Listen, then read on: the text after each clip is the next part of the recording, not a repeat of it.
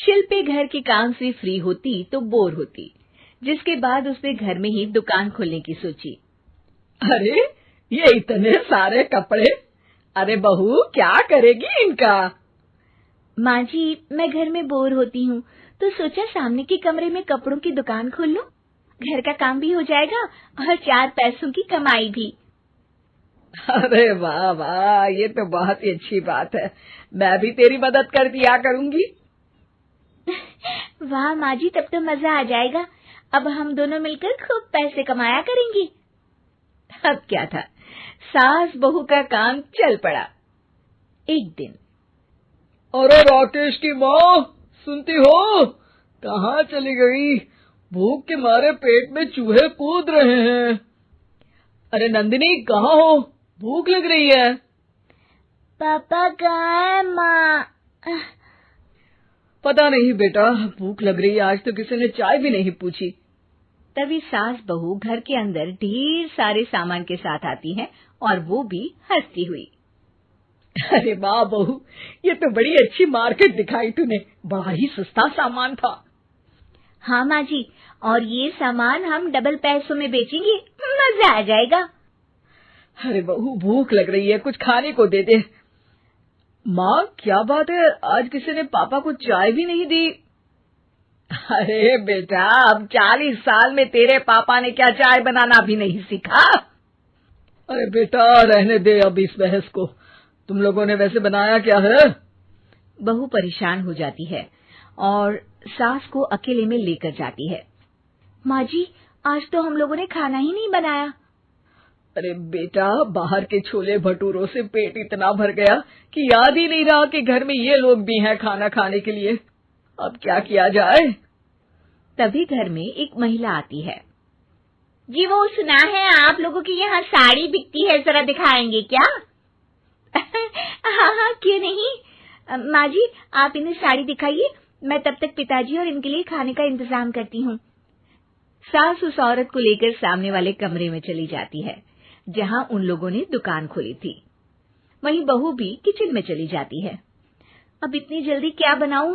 पापा जी तो खाने के लिए भी बैठ गए हैं। आइडिया, मैं खाना बाहर से ही ऑर्डर कर देती हूँ। थोड़ी देर में खाना आ जाता है और बहू टेबल पर खाना लगा देती है। हे भगवान, कितनी कड़वी दाल बनाई है बेटा। नहीं नहीं पिताजी, वो क्या बात है नंदिनी, रोटी तो चबाई ही नहीं जा रही है, लग रहा है रबड़ खा रहा हूँ। एक तो इतने महंगे होटल से खाना मंगवाया और वो भी इन लोगों को पसंद नहीं आया। तभी सास नोट गिनती हुई बाहर आती है। वाह माँ जी, बड़ी कमाई हुई लगती है।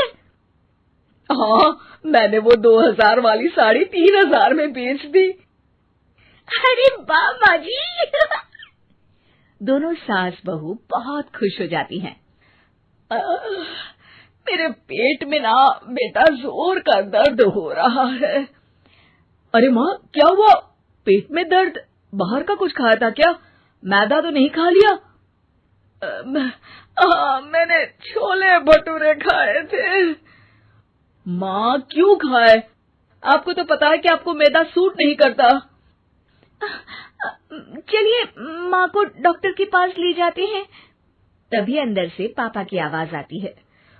हे भगवान, मेरा तो पेट खराब हो गया।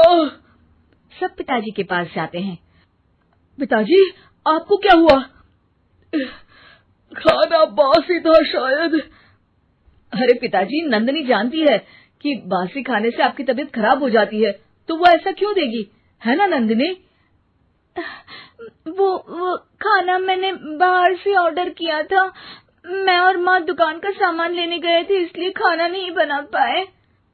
क्या नंदिनी, दुकान के चक्कर में तुमने तो सारे घर का हाल बिगाड़ रखा है।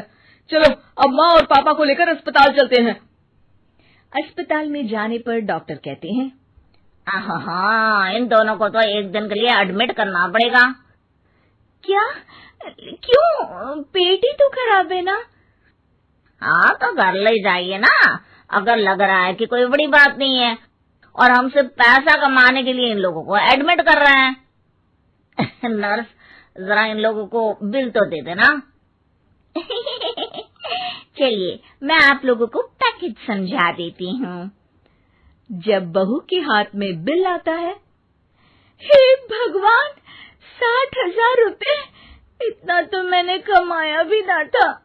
अब समझ गई कि कमाई के चक्कर में घर के लोगों की सेहत के साथ मैं खिलवाड़ कर रही थी।